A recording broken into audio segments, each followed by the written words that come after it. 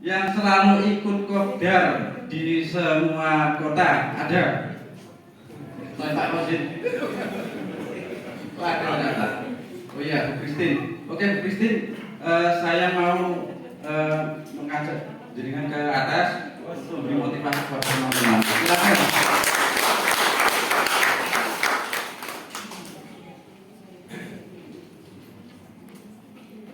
Ya, atas dasar apa Bu Christine kenapa selalu ikut kopdar?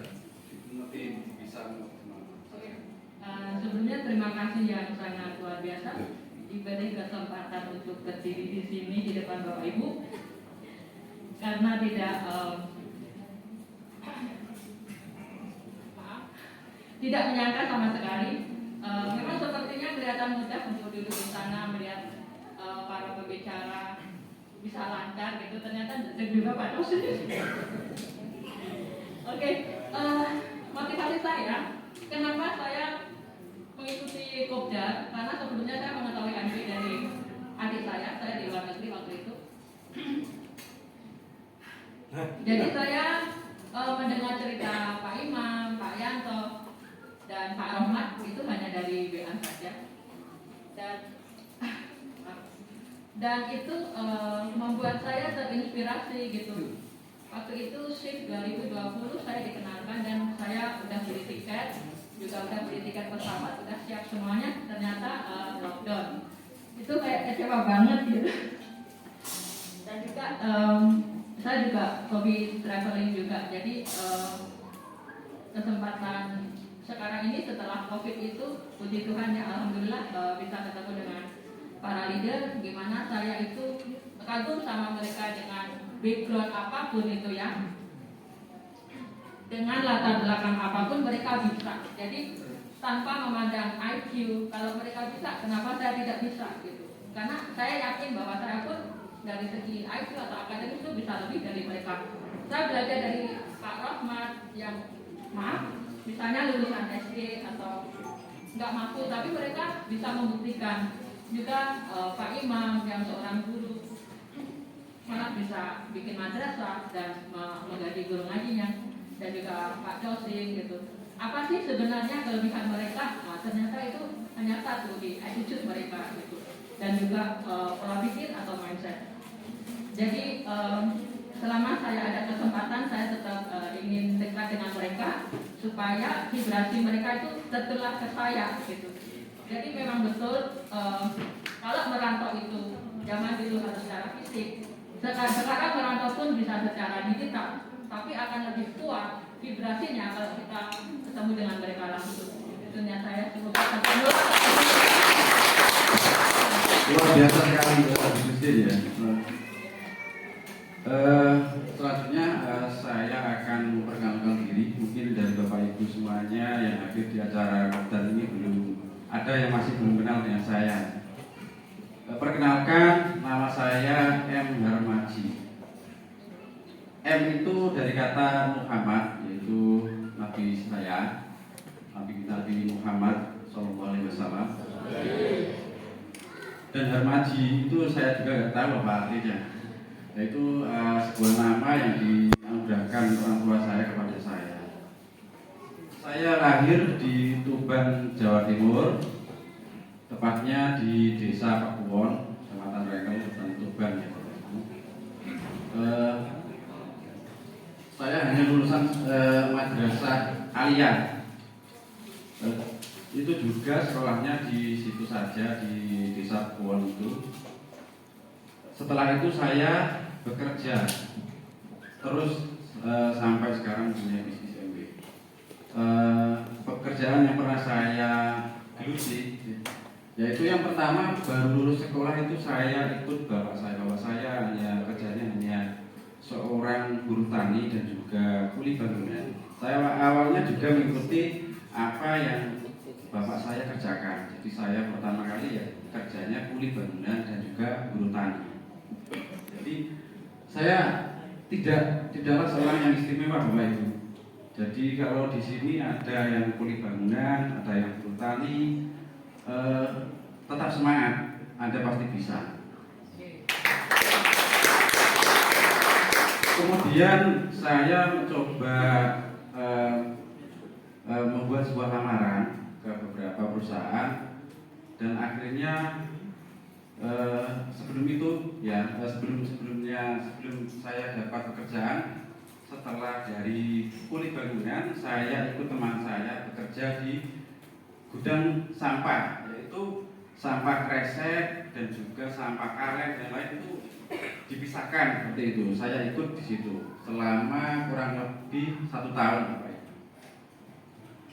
Setelah 1 tahun di tempat sampah, barulah saya dapat panggilan bekerja, yaitu di PT Sumber Alvaria Jaya atau disingkat Alfamaret.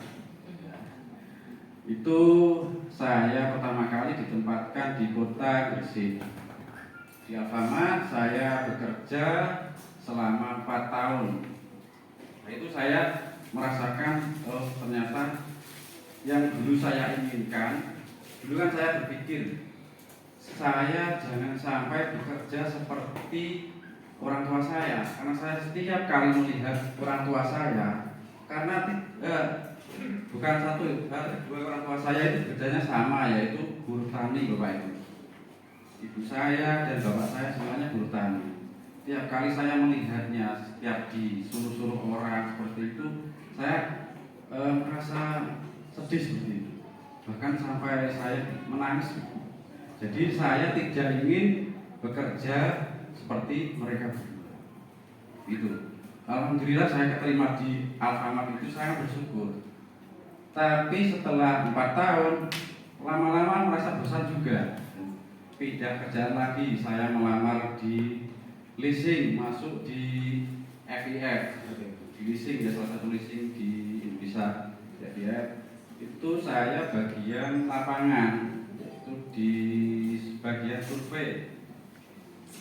Di akhirnya saya berjalan sekitar 2 tahun dan sudah merasa bosan lagi. Di samping saya bekerja, di situ saya juga mencoba bisnis-bisnis, yaitu ada bisnis jaringan, bisnis konvensional juga. Ya. Bisnis jaringannya dulu juga seperti yang ini, Bapak Ibu, harus mencari seperti ini, belanja juga, membangun jaringan dan seperti itu. Tapi saat itu saya masih belum bisa berhasil intinya seperti itu, sehingga bisnisnya saya tinggalkan. Dan juga saya juga merasa bosan di pekerjaan, saya ganti lagi pekerjaan lagi, yaitu melamar di yang terakhir di koperasi. Setelah 2 tahun di FIA, saya kerja di koperasi. Di koperasi saya bagian lapangan lagi, yaitu menjadi seorang marketing. Setelah menjadi seorang marketing, saya di situ mulailah dari apa ya? Intinya saya tadinya sudah ikut beberapa bisnis ya. Di situ ada sebuah grup WA. Kemudian saya ikuti terus, sehingga dari grup WA tersebut admin saya yang sangat luar biasa ini, yaitu Bapak Imam Jarkasi. Beliau tiba-tiba masuk di grup tersebut, dan di situ ada saya. Dan kemudian beliau menjawab saya, menawarkan sebuah bimbingan yang dulu namanya masih BTD. Itu kira-kira tahun 2017 juga. Itu awal-awal Pak Imam join. Tapi saat itu tidak langsung saya terima, Bapak Ibu. Jadi mungkin Bapak Ibu juga yang pertama kali ditawarkan bisnis seperti itu, bimbingan seperti itu, ada yang nolak juga, sama. Dan juga tadi saya dapat cerita dari teman-teman yang lain, bahwasanya saat dia tidak ditawari, tapi malah mau ikut juga ada. Setelah itu saya kembali lagi Pak Imam. Pak Imam tidak patah semangat untuk menjawab saya, untuk menawari bimbingan, yaitu Building the Dream dulu. Kembali lagi saya di Japri kedua kali, sampai ketiga kali mungkin saya baru bisa ikut bimbingan. Dan alhamdulillah yang dulu saya nolak ikut bimbingan setelah masuk grup, kemudian dikasih materi. Saat itu yang isi materi masih Pak Dr. Sigit, Bapak Ibu. Materinya masih berupa tulisan dan juga gambar, tulisan gambar ya, slide seperti itu. Itu Pak Dr. Sigit tiap malam isi materi. Kadang saya sempat baca, kadang tidak. Soalnya itu materi itu bisa terus. Jadi hampir setengah jam itu materi saja seperti itu. Dulu nggak sempat ada tanya jawab itu seperti itu. Tapi saat waktu luang, saat saya masih kerja di koperasi, saya sempatkan membaca materi dan alhamdulillah di situ saya menemukan sesuatu yang sangat luar biasa. Itu ilmu yang baru, di mana dulunya saya tidak mengerti sama sekali tentang kecerdasan finansial. Ternyata apa yang saya inginkan, saya pengen mobil, pengen seperti itu termasuk sebuah ada aset dan beban, atau termasuk sebuah beban. Dari situ saya paham. Dan juga ada yang kedua yaitu plafon rezeki. Nah, di situ saya juga baru tahu di situ. Ternyata kenapa dulu-dulunya saya mengerjakan bisnis, mengerjakan pindah pekerjaan dari pekerjaan satu sampai ke pekerjaan lain, kok bisa pindah dan beberapa bisnis tidak berhasil. Ternyata plafon rezeki saya masih rendah, sehingga intinya tidak pantas untuk mendapatkan hasil dari apa yang kita kerjakan. Dan akhirnya di bimbingan itu saya dipantaskan dengan mendengarkan ATPS untuk menaikkan plafon rezeki saya. Terus saya ikuti terus bimbingan tersebut sampailah saya waktunya tiba dipindah sama Pak Imam ke program lanjutan. Di situ saya juga dapat ilmu baru, yaitu di mana saya bisa membedakan mana itu bisnis yang merugikan, mana itu juga bisnis yang bisa membuat seseorang itu ini tidak tertipu seperti itu. Mana itu bisnis yang menipu, sama mana bisnis yang intinya tidak menipu. Mana itu bisnis kuadran kanan, mana itu bisnis kuadran kiri seperti itu. Dari situlah saya baru paham karena mengikuti program lanjutan. Saya ikuti terus karena lama-kelamaan materinya mulai menarik menurut saya. Sehingga pada waktunya, kalau dulu tidak ada materi keluar Bapak Ibu, keluar langsung bisnis MB diterangkan itu tidak ada. Dulu Japri kita itu mendapatkan kejelasan MB lewat Japri. Saya di Japri Pak Imam dikasih intinya diberi presentasi seperti itu ya. Saya dikasih sebuah ada peluang bisnis yaitu bisnis MB. Saya di situ nggak langsung join, masih pikir-pikir. Kemudian saya katakan ke Pak Imam, baik Pak, nanti saya join, tapi ibu saya gajian dulu Pak, karena saya itu belum ada. Sekitar tanggal 25 saya baru join MB, seperti itu. Setelah itu saya join, saya tidak langsung jalan, tapi saya masih meraba-raba.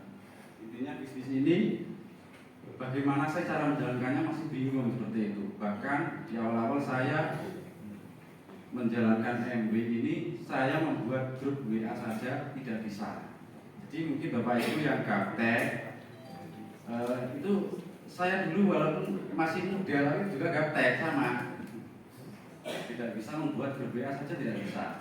Akhirnya saya dibantu Pak Imam untuk membuatkan grup WA, dan akhirnya saya belajar juga sampai bisa membuat grup WA. Setelah itu saya coba membuat grup WA terus, membuat sendiri ya, sambil menyebar undangan terus secara Japri ke beberapa orang. Saya itu masuk grup WA banyak dulu, hampir ada ratusan grup WA saya masuki dan saya Japri. Sehingga saya pernah itu satu grup WA saya isi sendiri penuh prospek saya gitu.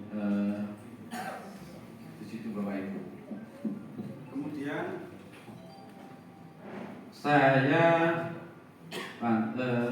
mencapai peringkat 3% itu sekitar 7 bulan baru bisa, baru mencapai peringkat 3%. Jadi teman-teman semuanya yang Bapak Ibu semuanya yang sampai sekarang kok lama belum dapat bonus, kok lama mencapai peringkat, Bapak Ibu jangan patah semangat. Jadi kami para leader di sini juga merasakan apa yang Bapak Ibu rasakan. Jadi teruslah jalankan apa yang Bapak Ibu jalankan. Saat saya menjalankan MW di awal-awal, saya saat itu belum menikah sama Bu Iva. Sehingga suatu saat saya sudah mencapai peringkat 6% saat itu, saya baru kenal sama Bu Iva, istri saya. Saat itu saya juga masih kerja di koperasi. Pada saat itu istri saya juga sedang menjalankan bisnis jaringan juga, yaitu jaringan yang apa?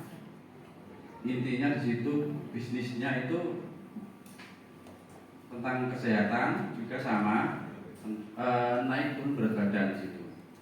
Nah dia itu saat itu sedang mencari pinjaman dana ke saya untuk apa? Untuk mengembangkan bisnisnya. Ya dari situ Pak.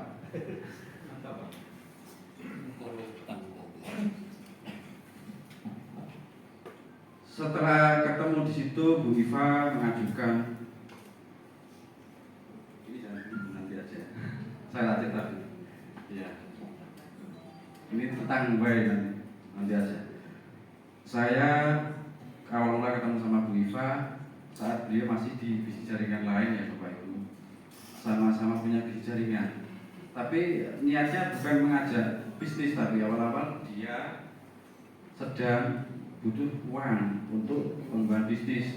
Dia memasukkan BPKB ke saya sehingga saya cairkan uang di situ.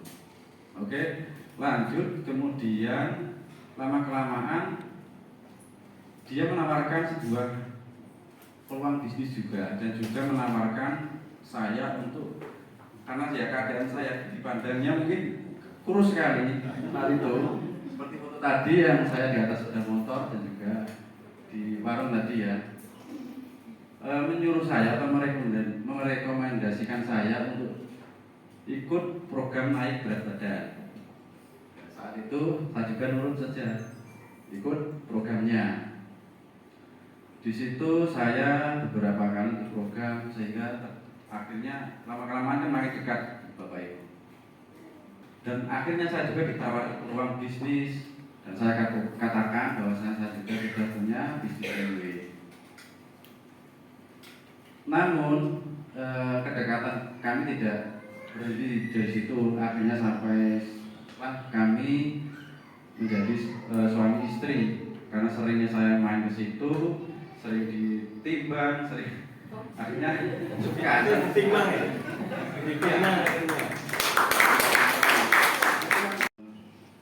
Saat saya hadir di MPS Bali itu sungguh jamuan yang sangat luar biasa menurut saya, yang saya dulunya belum pernah ke Bali dan mendapatkan hal yang seperti itu. Naik kapal, bisa makan yang bermacam-macam. Kalau Pak Imam tadi saat ditelepon, saat ditanya nanti Pak Imam makannya yang vegetarian atau yang tidak, saya juga jawab semuanya makanan saya makan. Dan sempat saat itu saya pas di tempat makan itu semua hidangan saya cicipi Bapak Ibu, semuanya. Jadi mulai paling kiri sampai kanan saya cicipi semua, sampai itu makanan yang ada campuran babinya saya bawa. Ternyata saat itu saya diperhatikan oleh staf MW, yaitu Pak Adit. Ternyata Pak Adit melirik saya. Ternyata saya membawa ada makanan yang campuran babinya. Saya dikejar sama Pak Adit. Pak Haji, itu ada babinya, Pak Hajinya mana Pak?